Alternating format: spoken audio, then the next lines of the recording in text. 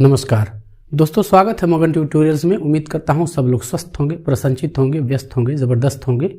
और आज जिस पॉइंट पे हम लोग बातचीत करने वाले हैं, जो बिंदु हम लोग पढ़ेंगे आज, वो कारक है। जैसा कि आप लोग जानते हैं 8 कारक होते हैं और जो भी कॉम्पिटिटिव एग्जाम्स होती हैं, खास करके यदि मैं बात करूं यूपी टेट, सी टेट या फिर राजस्व लेखपाल है, यूपी पुलिस है, ये तमाम जो परीक्षाएं होती हैं, ये हर परीक्षा के लिए उपयोगी सिद्ध हो सकता है। वो परीक्षाएं जिसमें हिंदी व्याकरण होता है सिलेबस में, अगर हिंदी व्याकरण है तो इससे प्रश्न भी पक्का आएंगे, आप ये विश्वास रखिए।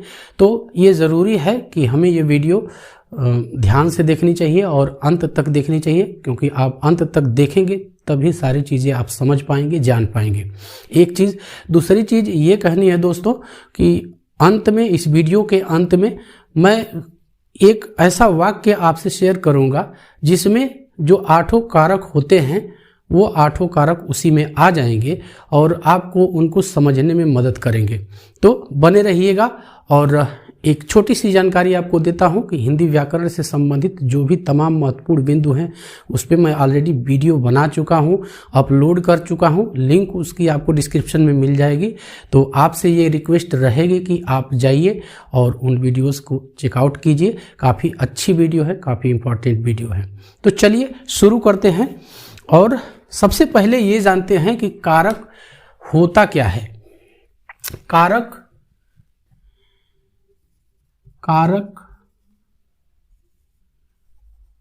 क्या है?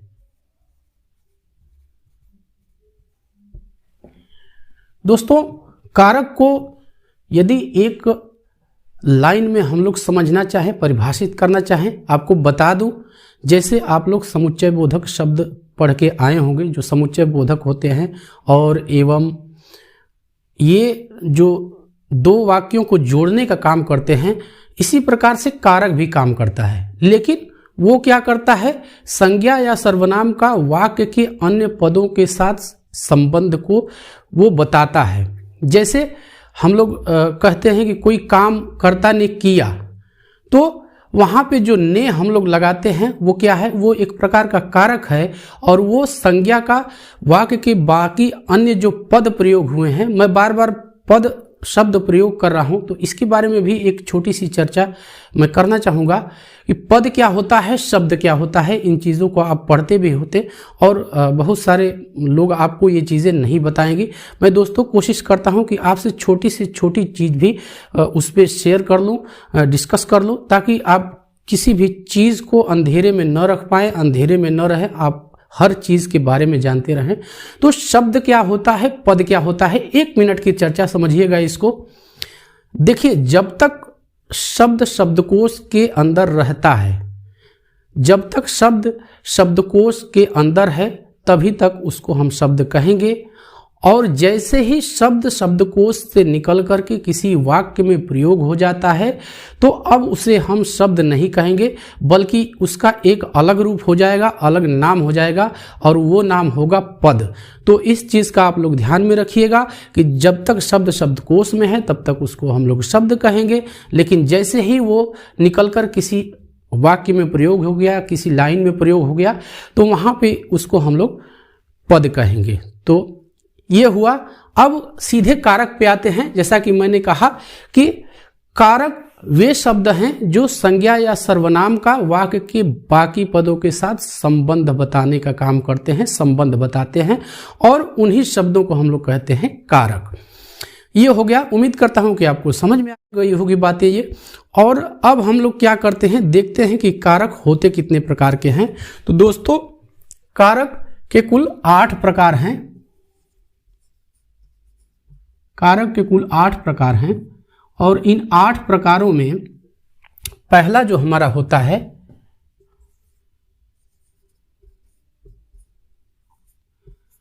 कर्ता कारक। आप लोगों ने पढ़ रखा है और मुझे यह विश्वास है कि बहुत से बच्चे हमारे जानते भी होंगे इसके बारे में कि कर्ता कारक क्या होता है। और देखिए, सारी चीज़ें आपने पढ़ रखी हैं पहले से, क्योंकि आप ग्रेजुएट हैं, आप परीक्षा दे रहे हैं, तमाम परीक्षाओं में बैठ रहे हैं, यहाँ तक पढ़ के आए, तो ऐसा नहीं है कि आपने इसको पढ़ा नहीं होगा। होता क्या है कि चीज़ें बीच में किन्हीं वजहों से छूट जाती हैं और वो हमारे जीवन में उस समय नहीं आ पाती हैं, और वही कमी जो होती है वही कमी यहाँ से हम पूरा करते हैं और आपको वो चीज़ें रिकॉल करने में मदद करते हैं। फिर से आपकी वो चीज़ें रिकॉल हो जाती हैं, आपके सामने आ जाती हैं, आपके जहन में आ जाती हैं, तो आप उनको फिर से आसानी से किताबों से पढ़ करके और उनके बारे में एक अपना विचार बना लेते हैं कि ये क्या चीज़ें हैं। तो यहाँ कर्ता कारक क्या है? 8 कारक होते हैं, नाम बोल देता हूं मैं उनका। कर्ता ने कर्म को करण से संप्रदान के लिए अपदान से अलग संबंध काके की अधिकरण में पर और संबोधन, ये 8 कारक कुल होते हैं दोस्तों। और इन 8 कारकों को यहाँ मैं बारी बारी से लिखूंगा और उस पर बहुत छोटी सी चर्चा हम लोग करेंगे ताकि इनको हम लोग इनके बारे में जान सकें, इनको स्पष्ट कर सकें। पहला, जैसा कि मैंने कहा, कर्ता कारक। कर्ता कारक, इसका परसर्ग क्या होता है? इसका परसर्ग होता है ने।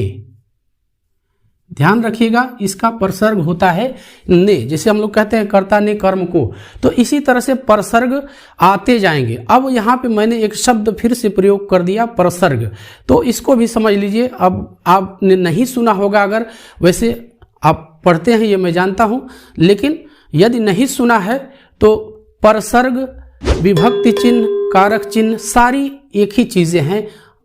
कह सकते हैं कि एक दूसरे के सब्स्टिट्यूट है ये, और ये प्रयोग होते हैं। चाहे आप कारक चिन्ह कह लीजिए, चाहे इसको परसर्ग कह लीजिए, चाहे विभक्ति कह लीजिए, ये सारी चीजें जो है वो एक ही होते हैं।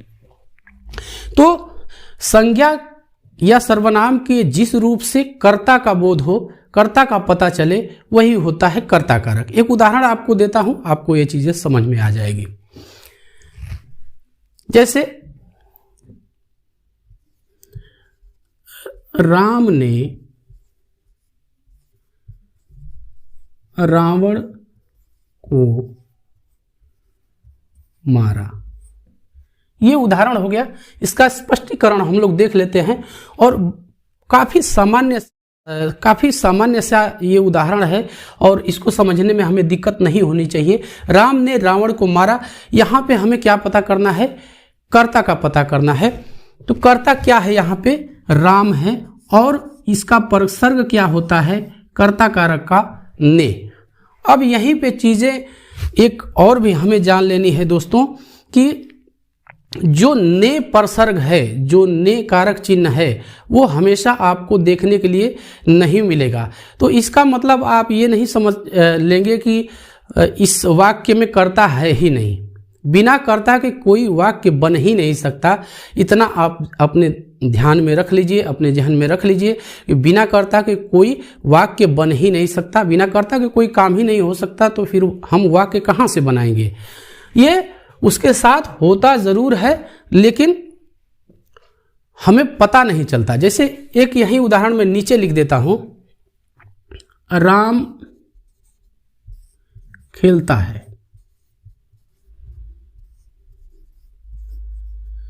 अब आप ये सोच के बताइए, क्या इसमें कर्ता नहीं है? इसमें कर्ता है, इसमें कर्ता है। इन दोनों वाक्यों को आप देखिए और इनमें अंतर कीजिए कि क्यों ऐसा हो रहा है। अब उस चीज को मैं बताता हूं कि वो क्यों हो रहा है। देखिए, ने जो कारक चिन्ह है उसका प्रयोग केवल और केवल, ध्यान से सुनिएगा, जो ने कर्ता कारक है, जो ने कर्ता कारक का चिन्ह है, वो केवल भूतकाल और सकर्मक क्रिया के साथ ही ने का प्रयोग होता है। बाकी जगह ये वाक्यों में तो होता है, लेकिन हमें दिखाई वो नहीं देगा, वो छुपा रहता है। लेकिन भूतकाल और सकर्मक क्रिया के साथ ये चीजें आपको देखने के लिए मिल जाएंगी। जैसे ये जो पहला वाक्य यहाँ पे मैंने पहला उदाहरण लिखा, ये क्या है? मारा, यानी मारा था। इसका मतलब ये भूतकाल है और सकर्मक क्रिया है। किसको मारा था ये भी ध्यान में रखिएगा कि सकर्मक क्रिया होनी चाहिए। जो क्रियाएं दो तरह की होती हैं, आपने पढ़ रखी होंगी, और इसके बारे में मैं वीडियो भी जल्दी ही बना दूंगा एक। लेकिन ऐसे ही समझ लेते हैं हम कि जिस क्रिया का कर्म होता है, जिस क्रिया का कोई कर्म हो, उसको हम सकर्मक क्रिया कहेंगे, और जिस क्रिया का कोई भी कर्म नहीं होता है उसको हम अकर्मक क्रिया कहेंगे। यहीं पे स्पष्ट कर देता हूं, 1 मिनट समय दीजिएगा, आप लोग बने रहिएगा। जैसे यहां इसी को ले लेते हैं, राम खेलता है, ये इसमें अकर्मक क्रिया है, इस क्रिया का कर्म नहीं है। यही स्पष्ट कर देता हूं आपको, राम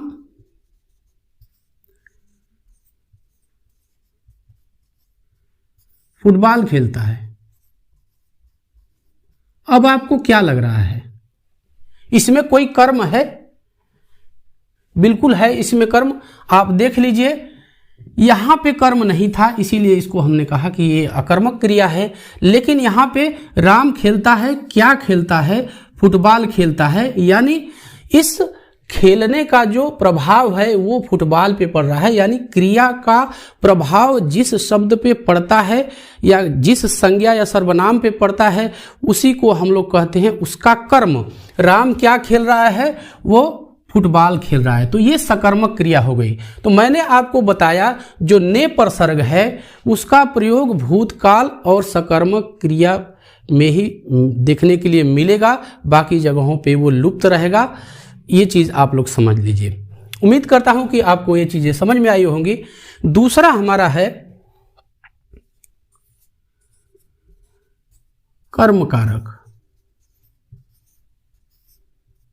दोस्तों ये भी, इसको यहीं पे हम लोगों ने देख लिया है, लेकिन एक लाइन में उस पे बता देता हूं आपको कि क्रिया का प्रभाव जिस क्रिया का प्रभाव जिस संज्ञा या सर्वनाम पे पड़ता है उसी को उस क्रिया का कर्म कहते हैं, और इस कर्म का जो बोध कराते हैं उसी को हम लोग कहते हैं कर्म कारक। उदाहरण देता हूं आपको, यही उदाहरण ले लेते हैं। जैसे इसका परसर्ग क्या होता है ये बता दूं सबसे पहले। इसका परसर्ग होता है को। कर्ता ने कर्म को, आप टेंशन मत लीजिएगा, जब हम लोग क्लास खत्म करेंगे तो वहां पे मैं जो है इन सारी चीज़ों को एक जगह करके और एक ही वाक्य में सारी चीज़ें मैं पिरो के आपको बताऊंगा, जिससे कि आप सारे जो 8 कारक हैं वो एक ही बार में आप समझ जाएंगे। तो इस पे हमें ध्यान नहीं देना है, अभी हमको इसको समझना है कि इन चीज़ों के अंतर्गत क्या होता है। यानी क्रिया का प्रभाव जिस संज्ञा या सर्वनाम पे पड़ता है उसको हम लोग कहते हैं उसका कर्म, और इसी कर्म का जो बोध कराते हैं उसी को हम लोग कर्म कारक भी कहते हैं। और इसका प्रसर्ग जो है वो होता है को। जैसे कर्ता ने कर्म को, उदाहरण लिखूंगा आप ज्यादा समझ पाएंगे। अध्यापक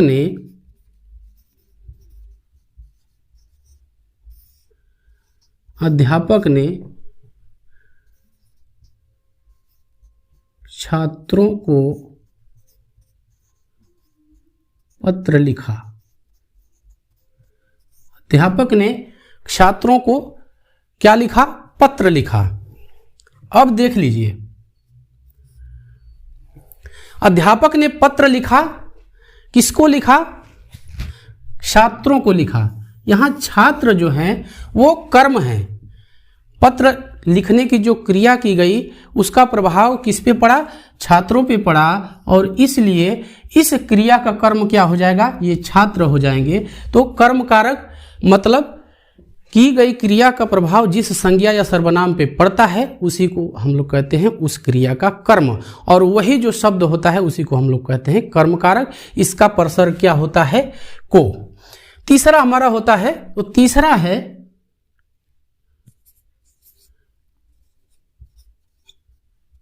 करण कारक। इसका परसर्ग होता है के द्वारा, या से भी आपको मिल जाएगा। कर्ता ने कर्म को करण से या के द्वारा भी इसमें होता है। इसका उदाहरण देंगे तो वो चीज़ आपको समझ में आ जाएगी। जैसे हम लोग कहते हैं कि इसको यदि एक लाइन में हम लोग परिभाषित करने की कोशिश करें तो क्रिया करने का साधन जो है, क्रिया जिसकी मदद से की गई, जिसके सहयोग से की गई, उसको उस क्रिया का हम लोग करण कहते हैं, साधन कहते हैं। जैसे यहां पे उदाहरण देता हूं मैं।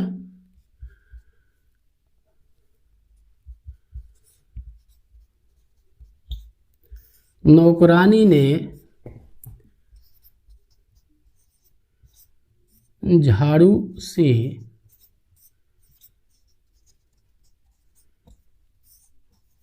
सफाई की। अब यहां पे हम लोग को करण को समझने में मदद मिलेगी। नौकरानी ने झाड़ू से सफाई की। अब देख लीजिए क्रिया, कौन सी क्रिया की गई, यहां पे सफाई की क्रिया की गई। और इस क्रिया को करने में किसकी सहायता ली गई, झाड़ू की सहायता ली गई। और यहां पे आप देख सकते हैं कि परसर्ग भी आया हुआ है। तो यहां पे मैंने से नहीं लिखा हुआ है, यहां पे से भी होता है, आप लोग समझ लीजिएगा। तो क्रिया का जो साधन होता है उसी को हम लोग उसका कहते हैं करण कारक, और इसका जो बोध कराएंगे वही करण कारक है, आप लोग समझ रहे होंगे। चौथा हमारा है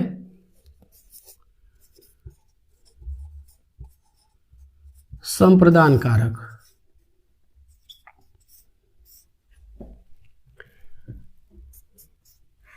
संप्रदान कारक, इसका परसर्ग होता है के लिए,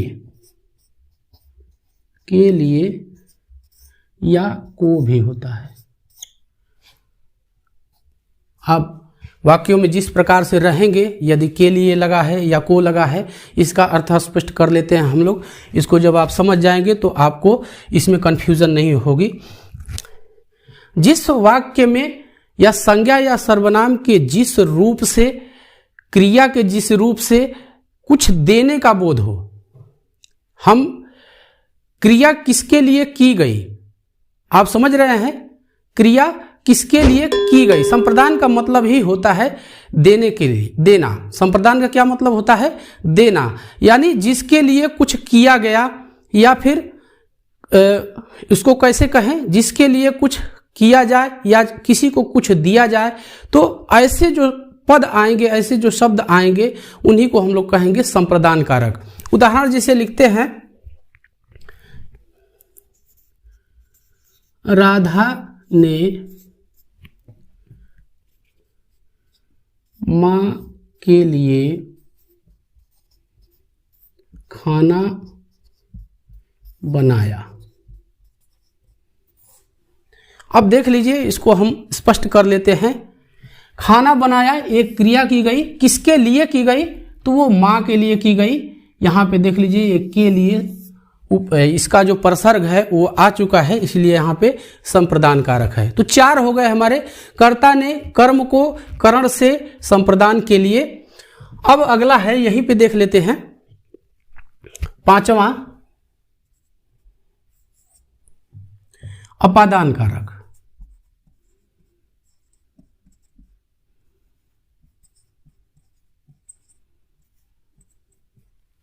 अपादान, इस कारक से अलग होने का बोध होता है। संज्ञा या सर्वनाम के जिस रूप से अन्य संज्ञा या सर्वनामों से अलग होने का बोध हो, उसी को हम लोग कहेंगे अपादान कारक। जैसे उदाहरण दे देता हूं, बहुत आसान सा है ये।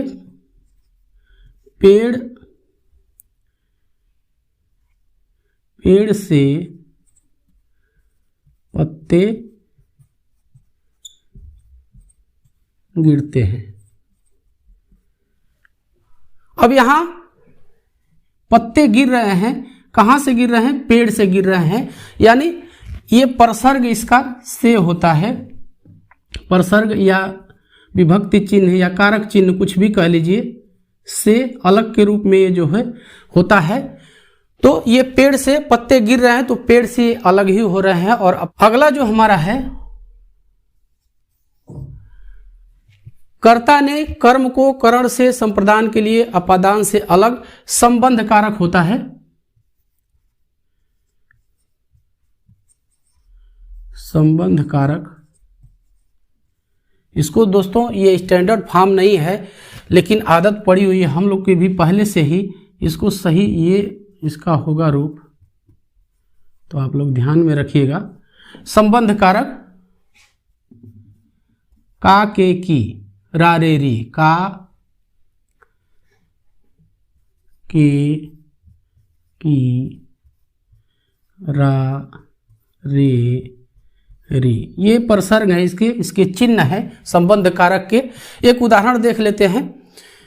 संज्ञा या सर्वनाम के जिस रूप से वाक्य के अन्य संज्ञा या सर्वनामों के साथ संबंध का पता चले उसी को हम लोग कहेंगे संबंध कारक। उदाहरण देखेंगे वो हम लोग को स्पष्ट हो जाएगा।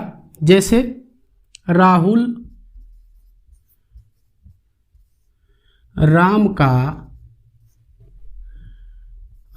का मित्र है। आप समझ रहे हैं, राहुल किसका मित्र है? तो राम का। यहां देख लीजिए परसर्ग आ गया, तो यहां पे संबंध कारक है। ये का जो है राहुल और राम इन दोनों के संबंध के बारे में इससे पता चलता है, इसलिए यहां जैसे ये भी कह सकते हैं, यह एक और उदाहरण देख लीजिए, यह राम की गाय है। यहां भी राम और गाय और इन दोनों का संबंध किससे हमें पता चल रहा है? की से पता चल रहा है, इसलिए ये संबंध कारक है। आप लोग समझ रहे होंगे, इसमें बहुत कुछ नहीं है, आराम से देखेंगे, आराम से समझ लेंगे। 7वां है अधिकरण।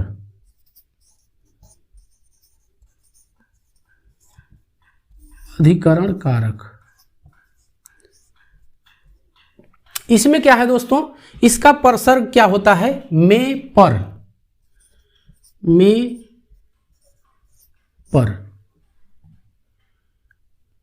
इसका ये निशान होता है, आप लोग याद रखिएगा। अधिकरण कारक क्या होता है? ऐसे शब्द जो क्रिया का स्थान या स्थिति का बोध कराएं, उन्हीं को हम लोग कहते हैं क्रिया का स्थान या फिर स्थिति। इनका जो बोध कराते हैं इन्हीं को हम लोग कहते हैं अधिकरण कारक। जैसे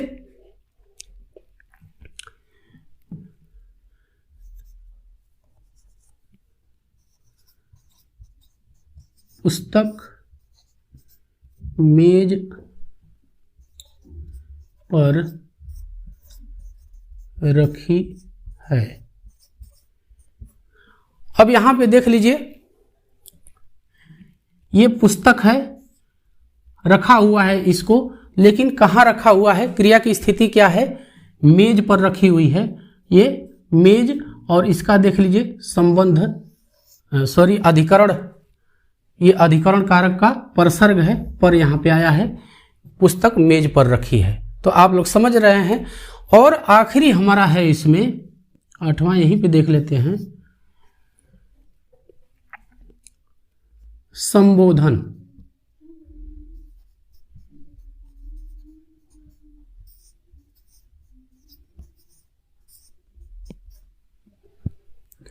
इसमें इसका क्या होता है?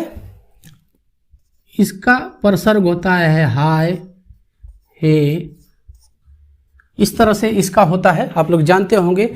जैसे एक वाक्य में यहां पे लिख देता हूं, एक उदाहरण लिख देता हूं, हे प्रभु हमें विपत्ति से बचाओ, विपत्ति से बचाओ।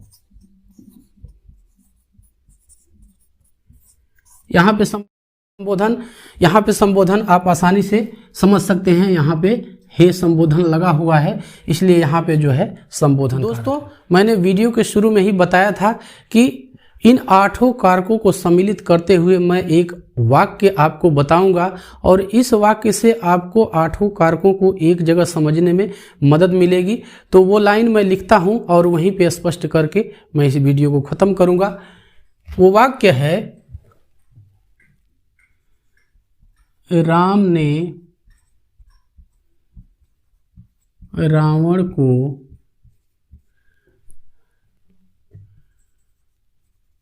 धनुष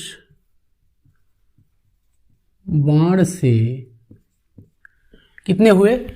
कर्ता ने कर्म को कर्ण से, धनुष बाण से सीता के लिए, कर्ता ने कर्म को कर्ण से संप्रदान के लिए अयोध्या से जाकर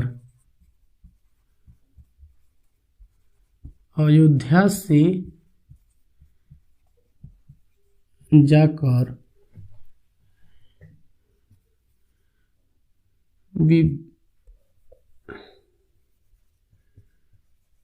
विभीषण के सहयोग से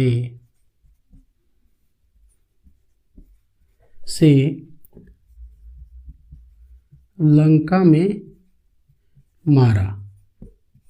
बड़ा है लेकिन आपको याद हो जाएगा। अब यहां पे 7 कारक तो आसानी से आ जाएंगे। मैं इसको अंडरलाइन करता हूं।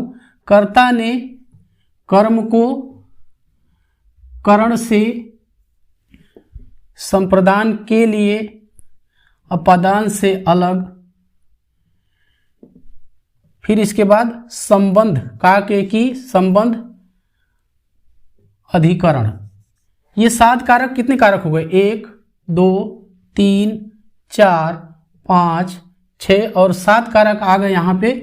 यदि इन चीज़ों को आप इस लाइन को मात्र एक लाइन को आप याद कर लेते हैं तो आपके 7 कारक जो है याद हो जाएंगे। और अंत में तो आप इस तरह से भी याद कर सकते हैं कि जो 8वां होता है वो होता है संबोधन कारक। तो बस यही था आज की इस वीडियो में। उम्मीद करता हूं कि आपको ये वीडियो पसंद आई होगी। धन्यवाद देता हूं आपको वीडियो देखने के लिए। इसी तरह से हमारे साथ आप बने रहें, हमसे जुड़े। और मैं विश्वास दिलाता हूं कि इन परीक्षाओं की तैयारी के लिए मैं जी जान से लगा हुआ हूं और जितना मुझसे हो सकेगा मैं अच्छा से अच्छा प्रयास करूंगा। तो बस इजाज़त दीजिए, मिलते हैं अगली क्लास में। तब तक के लिए नमस्कार।